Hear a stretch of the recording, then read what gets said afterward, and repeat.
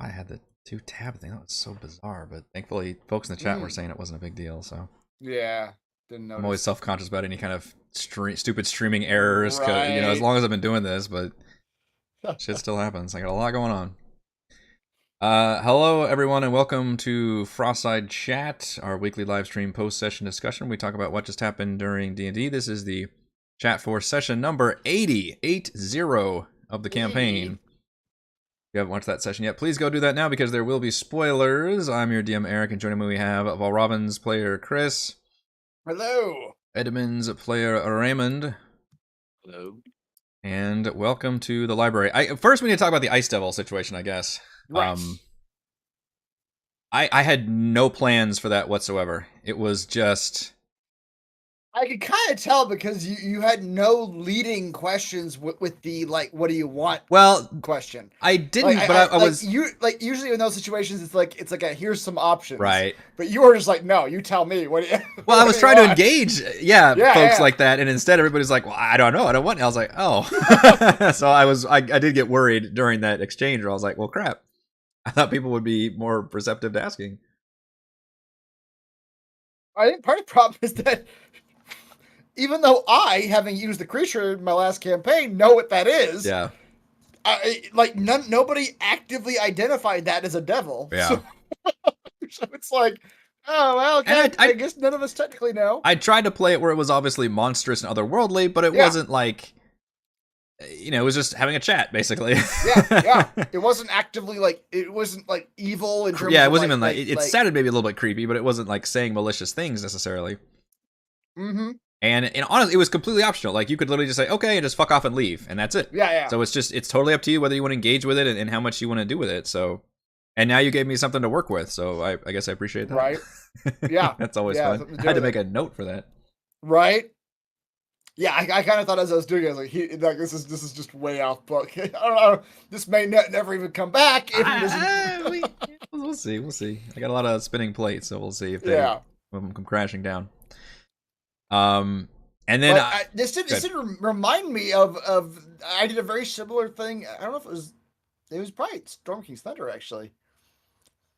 It was a very similar thing where it was a ring of runes around a devil, and he was trying to talk to you and like convince you to come out, like free him, but he was just more like straight up evil, and you guys freed him, and he just straight up like killed somebody. That sounds familiar. I think it was a shadow devil or some shadow demon or something. Yeah, that does sound familiar.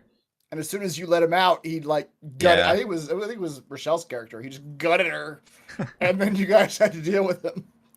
Yeah, I remember what it was. He paralyzed her.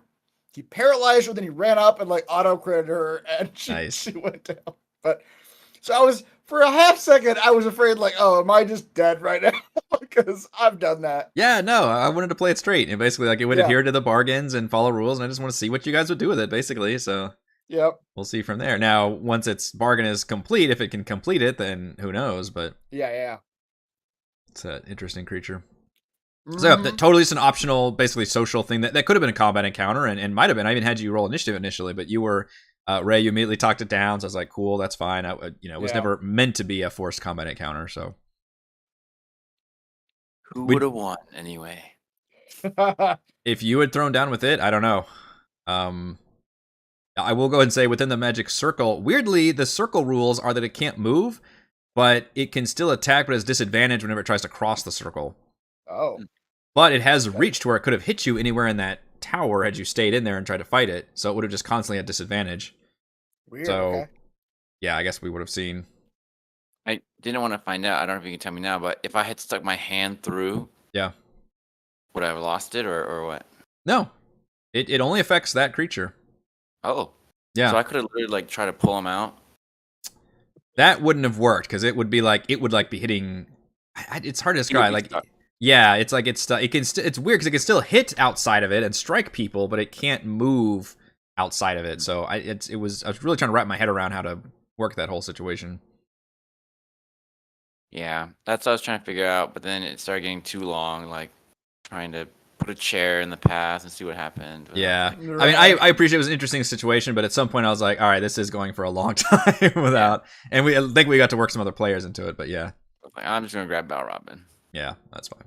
I will say, as one small critique, is that Yeah. like just by the nature of the 1 minute tower door thing, Yeah. it made it so that like it was only Raymond doing things for about 4 or 5 minutes. Then it was only Heather doing things for about 4 or 5 minutes. Then it was only me doing things for about 40 minutes, which usually is fine, but it was very like highlighted, like, oh, we're the only person in the room, so like. And that was, I think that was in place for the puzzle purposes. So I probably could have maybe turned that off for once the puzzle was complete, but it was supposed to be there so the person couldn't just to keep people. Oh, I see. To keep people from getting the puzzle that way. You're supposed to be separated, so it's supposed to take that long to go through everything. So I was trying to maintain that, but you're right, it did kind of make it wonky for the social scene, and I could have just montaged us through it. And then it ended up kind of working out funny anyway, because like Valravan found out that Edmund had like the room. That was pretty funny. I enjoyed that. That was pretty funny. Yeah, the devil's like, yeah, he's already got it. Like, son of a bitch. Yeah. Was there anything going on with that room that Frey went into? Or it's was it just straight up a restroom that if it's a permanent magnificent mansion spell, so it's literally meant to be like a safe room that you can utilize, basically. Maybe we should have long rested in there. I mean, we could have, it sounds like. It's just a safe place. Yeah. Yeah, it's kind of a little safe room to find. So yeah, we finally got to complete. It's funny that the last 2 towers, we actually didn't quite get them done in one session. We had to like leave the final thing, and the Abjuration, it was the Tomb Tapper battle, and then this one, it was the Ice Devil social encounter. Mm-hmm. Right. And then I had a pretty good idea that you were going to go here next because it was the next thing on your map. And obviously I did the thing of annotating them, so I put it up as a possible location you can go to. Well, I like what you're doing too in the like, what do you call it? Overland map, I guess, I suppose, of the like ongoing threat that's sort of making it so that we can't just wander around aimlessly. Like we kind of, like the way you're describing it is like, you kind of have to like get from building to building relatively quickly because there's like danger like patrolling the streets. Yeah, I mean, part of that is trying to scale it up for like a tier 3 thing. So I'm creating not only the big hulking thing moving around, but also the malfunctioning Mythalar.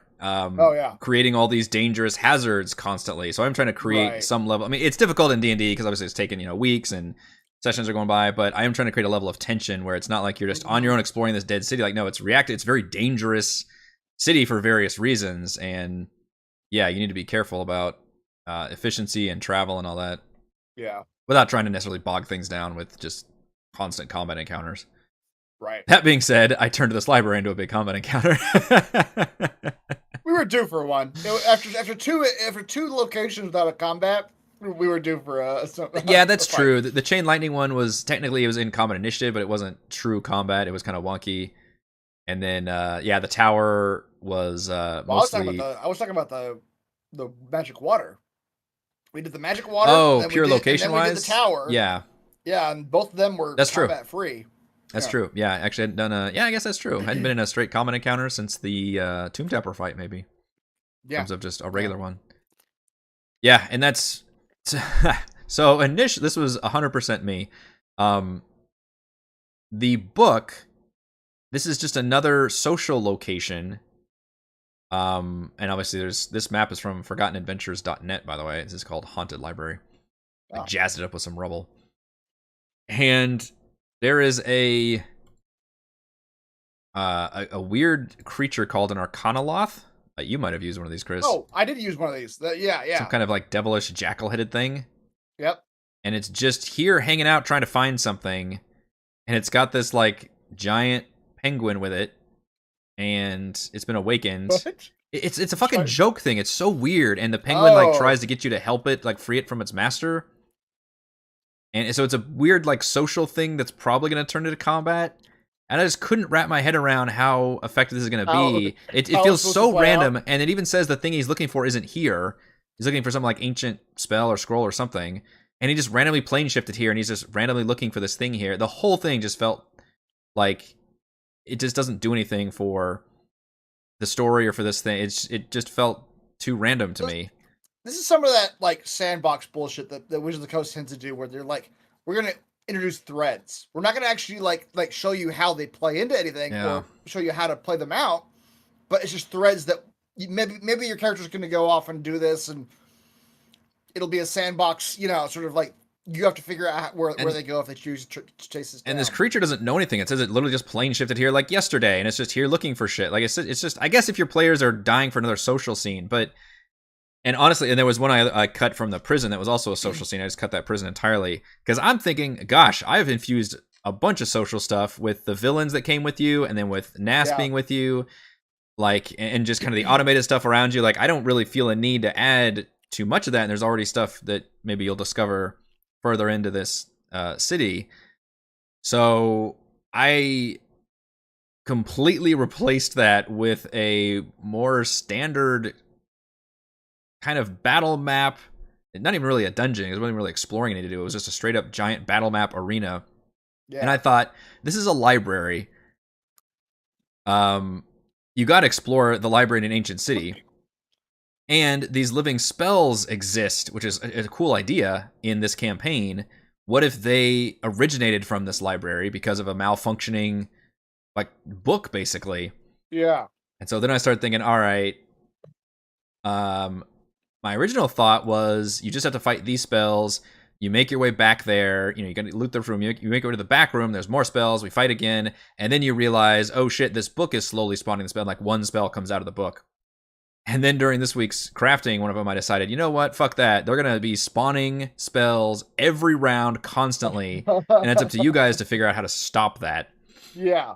And I try to give some hints if things kept going around. But actually, it ended up working very well that I grabbed Edmund and purposefully sent him back there so he could see that.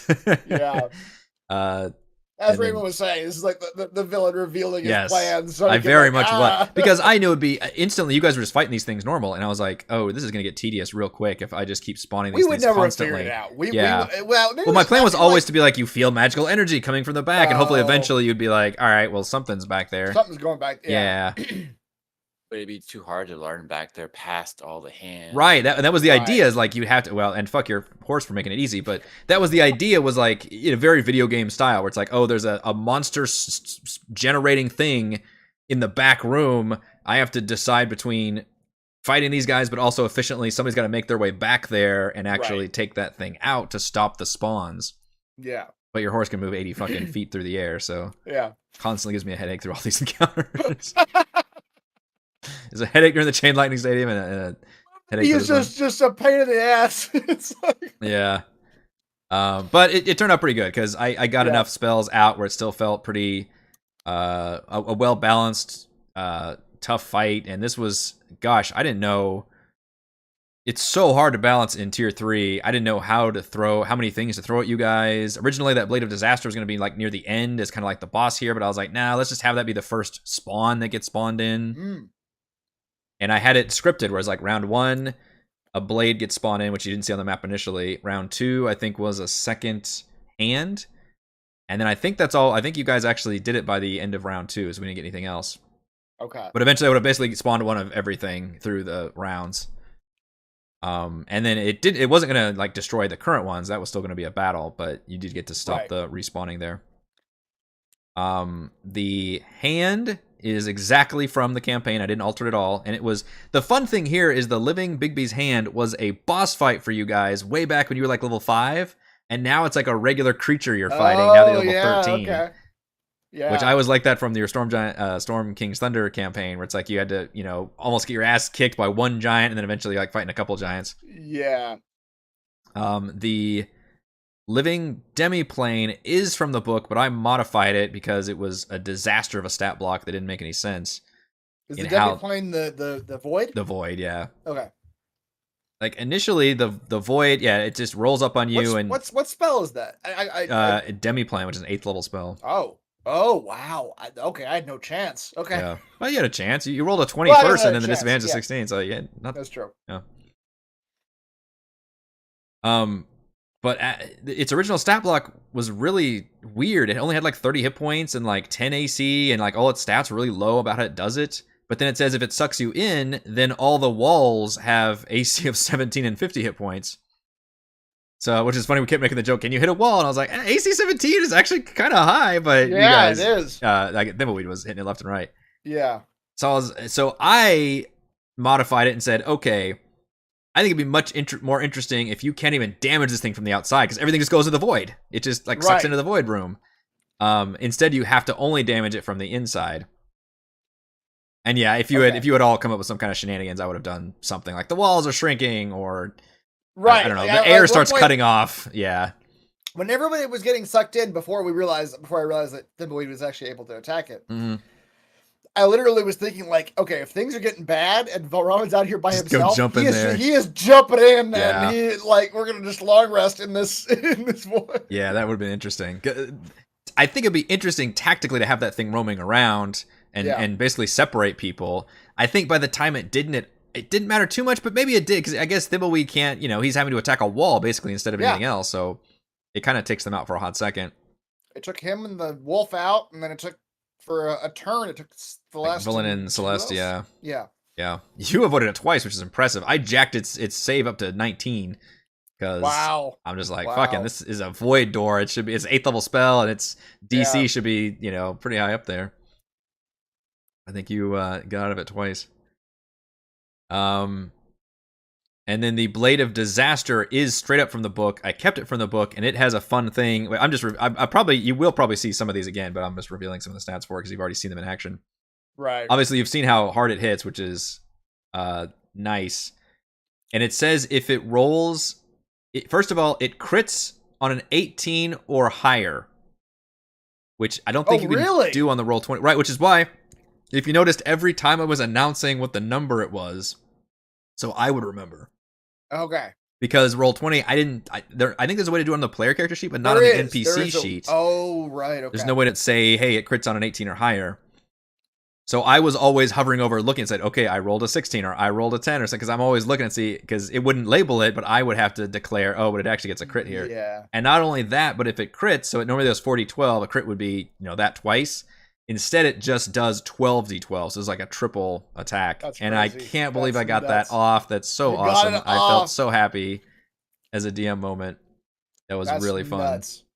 I can't believe she kept recklessly attacking. I guess she never knew how low the AC was, but like she had almost no chance of missing, and yet she kept recklessly attacking. I was like, this is a terrible idea, but you know what? It's I appreciate the non-meta gaming because she's like, Frey's always gonna recklessly attack. Like that's the whole thing.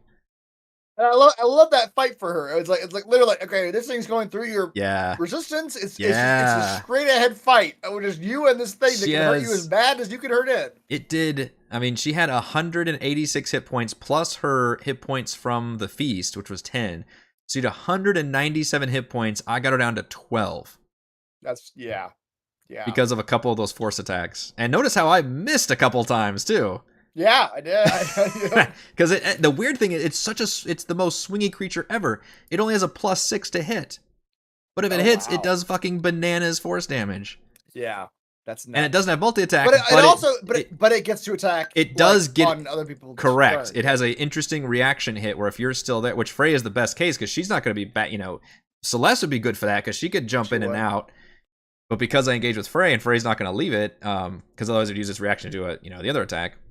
You're kind of stuck there getting hit by 2 attacks, yeah. So that was fun, and I'm glad I got to engage that earlier because that was a brutal fight. But yeah, it's also got a good amount of hit points, but she overcame it. It was fun. The Phantasmal Killers were completely created by me. I wanted to add another different kind of creature, another kind of spell, and I mean, there's so many cool ideas that we could do. I was inspired by Bird Box to create like a creature that just turns into something that would freak you the fuck out, basically. Yes. Yeah. If you look at it, it's like it fucks you up. It just fucks you up, yeah, and you're never quite sure. It doesn't ever show you what they actually look like, which is always interesting. So I gave them like the permanent blur spell, where it's like you always have disadvantage attacking them, basically.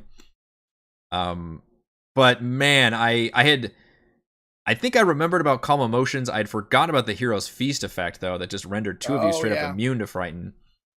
And then I did kind of DM rule that, if you're immune to Frighten, I should have added that on there where it's like you're immune to this basically entire effect, because that is flavorfully like what it is doing. It is literally... Like the damage is coming from the fear. Even though I think the spell doesn't say that. I think if we looked it up, it would probably just immune to that. You still take the damage. And I probably should have done that because unfortunately it ended up it really neutered these things. Now, thankfully, by the time you used a lot of spells neutering them though. Like it was definitely a resource dump. I was gonna say the nice thing is it really gave you important like controlling stuff to do, which I think is cool that everybody was actually able to fulfill their role pretty well. You were literally in the back like constantly doing the support controller role, or keeping those things basically pretty shut down.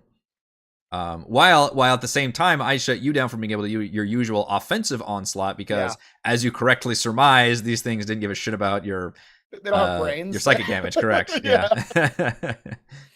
And then the big Fizan you cast, I don't think ever was able to hit it, but I never hit the damn thing either, so it was just hilarious. Maybe it kept the other hand from attacking anybody for 2 turns. And honestly, summons alone are great for that. For the if any reason other than that, even if they do no damage, if they can absorb some blows, like they've done their work. Sort of a perfect counter for it. I genuinely. Another nuts. The big nuts strikes again. I enjoyed this fight. I liked the mix of like creature types. I liked that you had your big brute creatures, and you had your little fuck with you debuff creatures in the back that were kind of messing with us. Yep. And then you have the very specific creature that was fucking with Frey over there. They all felt very distinct. It didn't feel like that sort of like, I don't know, like a lot of times it can feel like, oh, all these creatures just hit you in some manner. Right. We hit back, in some manner. Yeah. And it's just different flavors of attack and AC. This one felt like all 3 of the creature types felt like 4 different technically things. with the demiplane. Oh yeah, for absolutely, yeah. Which is just which is like a roaming environmental hazard. yes. All 4 felt very like distinct, like they were doing distinct things, they did distinct roles as enemies. So we had to like treat them differently. Yeah, I'm glad you said that. That was definitely the goal with using. I mean, I just thought I loved the idea of the living spells, and I thought theming this dungeon around them was really cool, and the idea that there's like spawning out of these like books everywhere was and the one I wanted to create myself needed to fulfill a certain role. Like my initial idea was like, oh, I could do like some kind of cool vine whip or entangling thing that would be roaming around like a little plant thing. But then I thought, well, gosh, the hands can already grab you and kind of do that functionality, so having another thing grab you isn't really. So I kept trying to come up with something. Somebody in the chat, we were having fun coming up with spells, was like, wall of fire would be awesome. And I was like, it's a library, man. We can't destroy the books. This whole place would be fucking destroyed. I can't really do any like super like evocation based spells like that. The problem solves itself. Yeah, so I had to do something that was so, and we almost everybody wanted me to do a slow spell, a creature that just slowed people.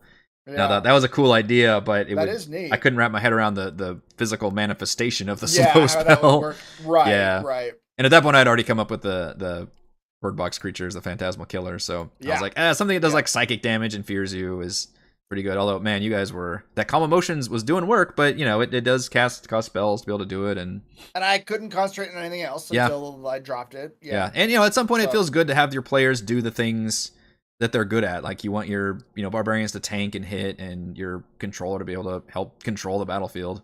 Yeah. So even though those things kind of underperformed, I think the battle itself performed very well. I had a lot of fun running the hands, running the demiplane, just having you guys like, what the hell is this thing? The sword, and Frey like just dealing with it alone, like took her out of the fight, but in a cool way, like made her have to deal with that. And then dropping Edmund off in the back, seeing the important spawn point thing was definitely critical. And he handled that well too. Like, Edmund got. Remember, you went invisible for a while, so the hand would leave you alone, and healed up to like half health, and then this thing had like so little health, Bray, and then you missed with both attacks, I think, and then it turned around and downed you. I was like, damn. Too confident because I did have one more potion I could have drank. Yeah. Oh yeah. I got 2 hits. I'll probably do okay. Yeah, you got some hits off. I mean, even if you only, I forgot how many hit. I think it had like 18 hit points left or something, like to where you almost could have killed it with 1 attack, but definitely with 2. Because you missed with both, it was able to down you, and you took a bunch of fucking damage because you were a target for a couple of them. Thimbleweed took the initial onslaught because he just ran up there, but then I don't think I actually targeted him again. And then it was just Edmund and Bray that got hit with everything. And weirdly, Valravn back there, I knew he just never got hit because he was back there, the least targetable. Yeah. Celeste, I don't just randomly never hit her. I'm not sure how she never took any damage, which is crazy. You weren't running these creatures as like tacticians. Yeah. So Celeste kept running into the fight. That's true. That is kind of her thing. Yeah, she runs in and out. So she was never the closest enemy to any of them. It's interesting because they are kind of mindless, but I did play around with that a little bit in having it deposit Edmund far back. Oh, yeah. As kind of tactically smart, but also just playing as like, oh, I need to get out of this area with enemies and deposit you somewhere where I can kill you. Right. But also as a DM, I'm like, I'm putting you back here to show you this back so you area. Can see the thing. Yeah, for sure. Yeah, and I appreciate all the hand puns in the chat as well. Yes, obviously doing it. The chat loves a good. They love a good pun. Yeah, and this one was full of the hand puns. I'm gonna crit with it so bad I didn't get the chance. Oh yeah, I'm so happy I got to do it. It just really warmed my DM heart that I got to get that off. It's nuts that you got to do it and it didn't down somebody. Like, I know. That's the nuts part. That is 80 damage. And Frey just took it all and still standing, which was impressive. 12d12, and she just ate it. Yeah, yeah, that's impressive.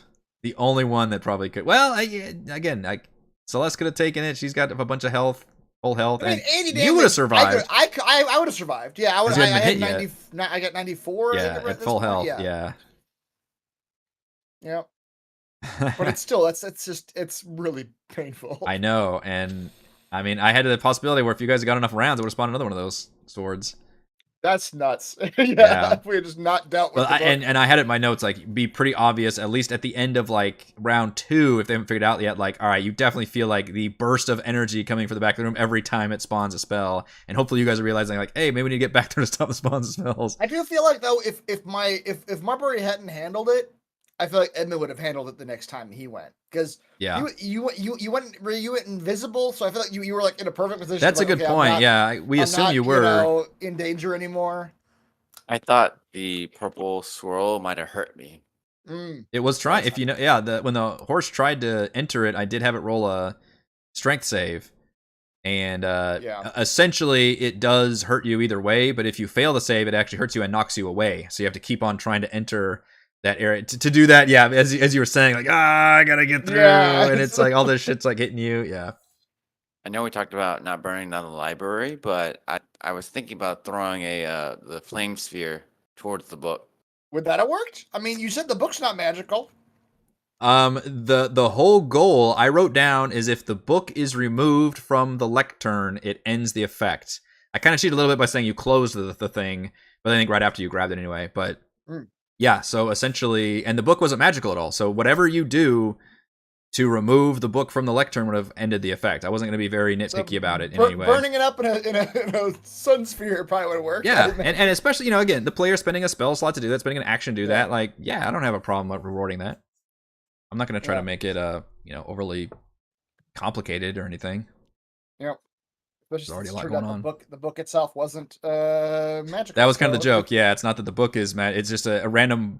Yeah, and the idea was this book was just left here, this like philosophy book almost, but because it was left on this lectern that does like an audiobook thing, and then whatever happened to the malfunctioning Mythalar has corrupted this whole thing into. I mean, our goal is to find like some like how to gain godly powers book and put it on the lectern, and all of us just stand around and wait. Right? Is anything gonna happen? Find some books. Yep. Otherwise, it was just a danger room. But I do have, I wanted to give you some treasures for it. Yeah. Fun fact. I actually rolled on the Dungeon Master's Guide treasure table. For how much treasure it should give you, and for all the various rolls I should give. Okay. The only thing I replaced was the one magic. I gave you the time of opening. I straight up rolled that, and the 2 potions I straight up rolled that. This was from Magic Item Table C in the Dungeon Master's Guide. The other thing I rolled, I replaced with this book, which I will go ahead and tease, is from Strixhaven, and I upscaled it. Oh. I thought it's a library. There's got to be a magic book in here. Nice. Yep. All right. And the other thing you'll be able to do is roll an investigation check to try to find any scrolls that are still usable. Yeah. How many spell slots was burnt by Valravn for Calm Emotions? I mean, two for Calm Emotions. I did it twice. Yeah. Once when it was just Thimbleweed and Marbury in the area. And then Edmund and Celeste both got in there. Yeah. And Edmund got feared. So then I did it on the whole area again. Yeah. And so just what a second level spell slots? And then those are second. Yep. And then one, which I kind of wasted it, but it was kind of fun thematically though. Then a 4th level spell slot to I'm sorry, 5th. Bigby's hand. 5th level spell slot to summon a hand. Like you said, it took a lot of hits away. Like at least 2 rounds, that thing was attacking the hand instead of like Celeste or somebody else. Yep. So, yeah, you were on it. I was very pleased with the way it turned out. Obviously, the fight lasted longer than anticipated. With the very end of it was kind of funny, just because you guys couldn't hit these last 2 hands. Right. And we ended up going a lot later than I wanted to, but it's also, man, when you're in the middle of a fight like this and the adrenaline still felt like good, like, I'm like, gosh, I think we can just power through it. Yeah, I wish I was. The bad thing is we'd already known I couldn't like fudge any dice at that point because I can fudge hit points, but I couldn't like say, oh yeah, you hit it now. His AC changed. Yeah. The problem was you guys weren't fucking hitting it. Like I could just say the next hit kills it, but then you go like 6 turns without fucking hitting it. I'm like, well, shit. Yep. It's been a lot longer than I thought. What I didn't burn was any 1st level spell slots because you took everybody too far away for me to use silver bars. That's funny. My one crit that I've literally gotten off in since you've gotten that spell, I feel like. Yeah. You're able to thwart me every time. That was the one crit. I'd even look up the freaking massive damage for... or no, we remembered it because you guys do that on me, but... Right. Yeah. Yeah, yep. Pretty cool, and it was a good fight. Yeah, it was a really good fight. I was happy with it. I think as Chad is saying, we used a lot of resources in the fight, just in general. Yeah, that feels good. I mean, level 13, it's hard to challenge your players and still have it feel like a fun back and forth, I guess, without doing things that are like just shutting people down completely like the whole time. Right. Only like 2 crits from your side, though. I think I got the 1. I think so. Yeah. When was the last time we downed a player? Do you have a guess? Because it has been a while. It has been yeah. All I can think of is Celeste when she turned into a plant. That was the big one. That was the really big one. Oh, that was back in Sunlight. That's when she fucking died. That was our first die. I'm talking about just going unconscious. Chat, do you have a guess when the last time somebody went down to 0 hit points in our campaign? It must have been somebody who made the save because the way I usually remember it is based on the injuries. I don't remember anybody having an injury in a long time. Most everybody makes the save to where I'm almost like, gosh, do I need to actually... You know what I honestly should do is get rid of the save. If I'm being honest, we should just have, if you reach 0 hit points, you get a lingering injury. I should just be like up the difficulty completely and just be like, you know what, no more save. If you go down, because the big metagaming thing in D&D, and I know we've discussed this, is like you should never heal people unless they go down. Right. It's just a waste. By a little bit and then they pop them back up because they're at full strength, whatever. And the idea is this punishes you for going down to 0 hit points, but you guys keep making the save, and some folks like Frey have like a plus 10 or 12 to their con. Edmund's got a plus 7. Edmund's got a plus 7. Yeah. Like, you're rarely going to actually miss that save, and that save has never scaled as you guys level. Yeah. So now I'm considering in the next campaign, maybe it'll be like, hey, fuck it, there's no save. If anybody reaches 0 hit points, you're getting a lingering injury. I feel like that's valid. Yeah. I do. And it makes it a little more scary. It also takes away some of the, not unfair, but it takes away some of the punishment that goes towards the weaker classes. Yeah, they don't have the cons. The rules really do favor the martial classes because, like, okay, so that means that my bard's going to get a lingering injury every time. Right, yeah. How don't you give exhaustion? You're going to lead to death quickly.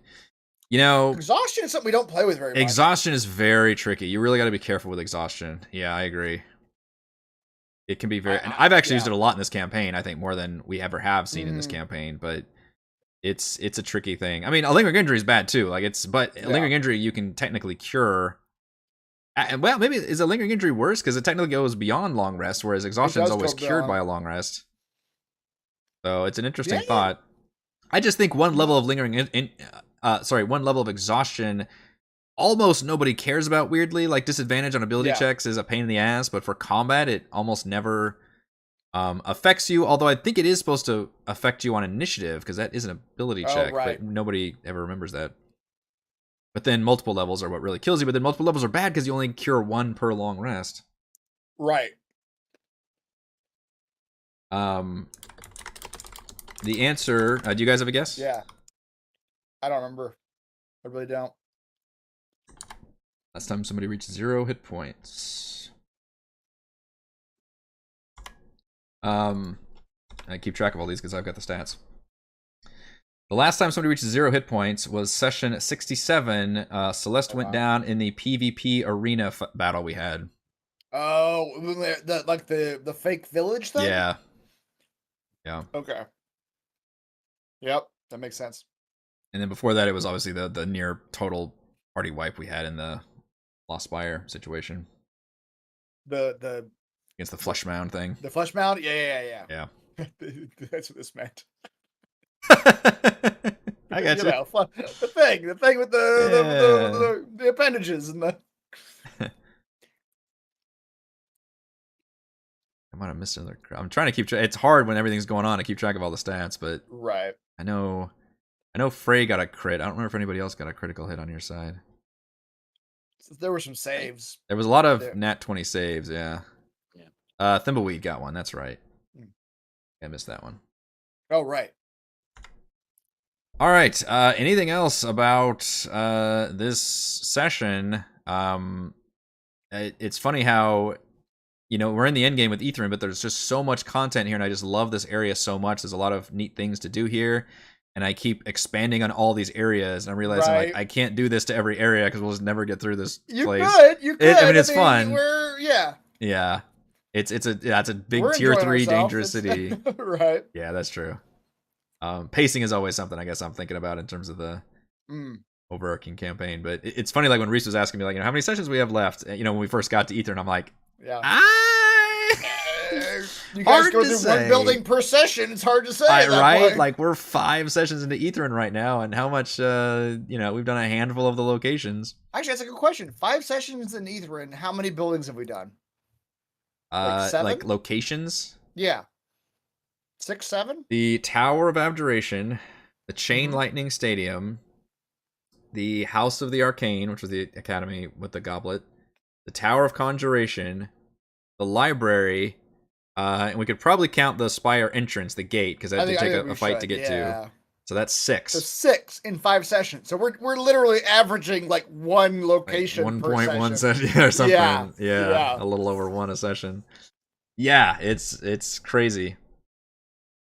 The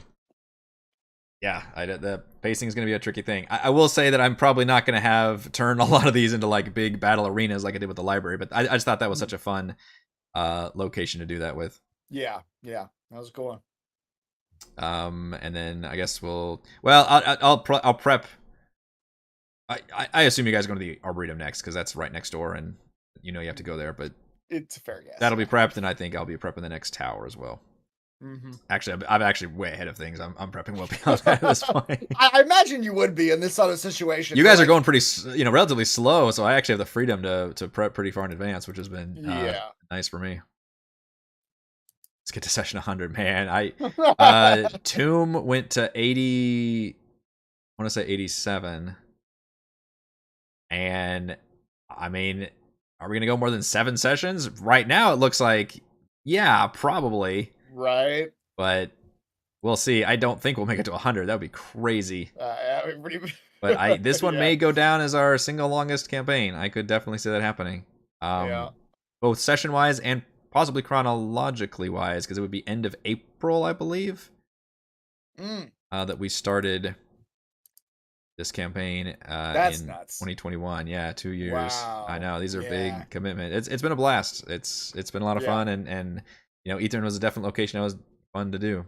So I know I keep seeing people that are like, "Oh yeah, I just finished around the Frostmaiden after 20 sessions." I'm just like, my jaw hangs open. I'm like, how the fuck? How would yeah? I mean, if some people have 4 or 6 or 8 hour sessions, but still, yeah, some people like spend like an entire day on a session, sure. So they may get through. But even I feel like the average one is like 3 to 5. Yeah, how do you level up in those scenarios? Like, I don't know. Yeah, that seems crazy to me. But I mean, 55 sounds. I'd love to get into the logistics of how that works. Like, I mean, obviously you're not running anything extra, and you're streamlining, and maybe there's your party is just ignoring a lot of stuff. They're not doing that, and they're just beelining, maybe that. Which you guys, more like me, treat it like an open world video game. We're like, oh well, I'm obviously doing all the things. Right? Yeah. We're not gonna skip any content. Yeah. But our DM must have put time into it, so it must be worth our time. I mean, and the nice thing is on this map, if I've got a question mark on it, then I want you to go there. Exactly. If there's not a question mark on there, then it's just set dressing, and you can fucking ignore it because I'm not doing anything with it. So that's the big clue. Yep. I think the one we were asking about last time or 2 sessions ago was that gate-looking thing, like a gate to go somewhere. Yeah. We're like, what's that? And like, oh, that's. There's no question mark on that. Don't worry about it. There's nothing you can do there. At least right now. They'll burn out on a given command for a year or so. I haven't felt burnt out yet. It's with Tomb. I will say the last 2 I've run, this one and Tomb, have both ended very strongly. I think that's helped. Tomb had a mega dungeon at the end, which was all kinds of fun to run. The Tomb of the Nine Gods was just amazing, I thought. And then this one, I really like Etherin. I think it's a really fun, Lost City location. So I think it helps to, keep looking forward, and almost have like your favorite area as a DM, like be at the end. So you've got the energy to see it through. Now, ask me another 5 sessions if if you're like, all right, seriously, we need to get through this. Yeah. Then we'll see. But yeah, so far I'm still good, but we'll see. Gosh, this is a 45-minute Frostside chat. It is so late. I think we're going to wrap this up. Thank you to Chris and Raymond for joining me. Thank you to all the fans for watching, and we will see you all next week. See you then. Bye.